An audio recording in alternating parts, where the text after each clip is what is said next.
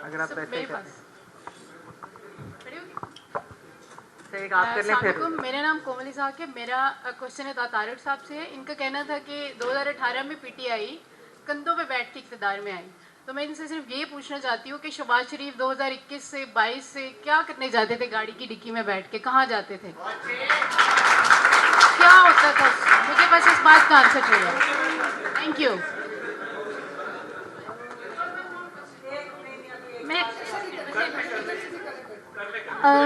मेरा क्वेश्चन नहीं है किसी से। मेरा नाम सुमेरा इसहाक है। I just want to request the establishment of this country कि जो वॉकर में डाल के आप लाए थे, आप उनको अब ताजपोशी करके वज़ीर आज़म बना दें, क्योंकि जो इलेक्शन का सिंबल आपने रात से लिया है उसके बाद तो कंपेटिटर कोई रह नहीं ना गया ग्राउंड के अंदर, तो आप ताजपोशी कर दें, अब पैसा ज़ाया ना करें इलेक्शन के ऊपर। Thank you so much. आप दोनों के कमेंट से सवाल तो इसमें था नहीं, मगर मैं आपको ये जरूर बताना चाहता हूँ, हिस्ट्री पढ़ना ना छोड़ें थोड़ा।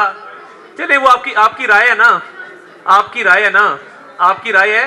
आप डिक्की की बात कर रही हैं, क्रॉस टॉक ना करें, उनको जवाब देने दें। आपने पूछ लिया सवाल। आप डिक्की की बात कर रही हैं, इधर दम करवाने जाते रहे हैं, जाली पीर बनवाते रहे। Don't, let's not go there, let's not गो।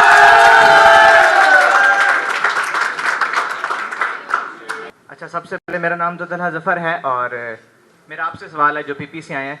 मुझे खुशी इस बात की है कि यही लोग थे जो कि इनके जो अपना chairman peoples party Nawaz Sharif साहब के या शहबाज शरीफ साहब के कैबिनेट में थे, और वही लोग अब कुछ ना कुछ सॉफ्ट कॉर्नर रखते हैं पीटीआई के लिए। सबसे पहले इस बात की खुशी है कि आहिस्ता आहिस्ता वो, जैसे हम सुनना था कि चोर जब चोरी कर लेते हैं उसके बाद देखते हैं कि अब किसने क्या चीज़ लेनी है, तो खुशी मुझे इस बात की है। सवाल आपसे है अपना अता तारड़ साहब के, आपको नहीं लगता कि जब इलेक्शंस हो जाएंगे, क्योंकि पीटीआई के तमाम कैंडिडेट अब आज़ाद उम्मीदवार लड़ रहे हैं, उसके बाद इनके साथ वैसे किया जाएगा जैसे बाई इलेक्शन में लोगों को रिवेंजफुल पॉलिटिक्स को देखते हुए इस तरह किया गया कि उनको दोबारा बाय आर्म फोर्सेज है जैसे ही उनको दोबारा से उनको ब्लैकमेल करना।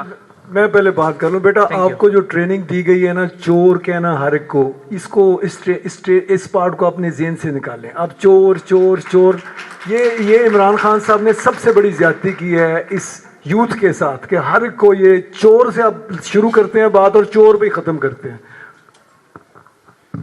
जी थैंक यू। जो इलेक्शन के बाद उम्मीदवारों को आपने कहा कि ब्लैकमेल किया जाएगा, तो 2018 में जब पीटीआई बनी थी तो फिरदौस आशिक अवान साहिबा से लेके फवाद चौधरी साहब से लेके गुलाम सरवर खान साहब तक, ये तमाम वो लोग थे जो दूसरी पार्टियों से ला के तहरीक इंसाफ जिनको ज्वाइन कराई गई थी। पंजाब में हम सिंगल लार्जेस्ट पार्टी थे, हमारी 130 सीटें थीं बावजूद बदतरीन सियासी इंतकाम के, और पीटीआई की 120 सीटें थीं। उसके बाद आज़ाद उम्मीदवारों को ला ला के शामिल करवाया गया।